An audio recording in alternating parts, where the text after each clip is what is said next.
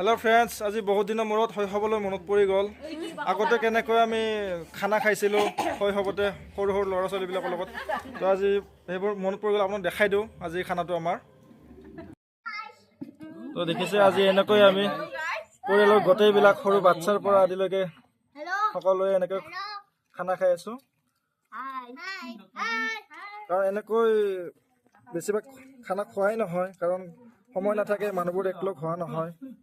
ভাবিলোঁ স্মৃতি হিচাপে ৰাখি থৈ দিওঁ।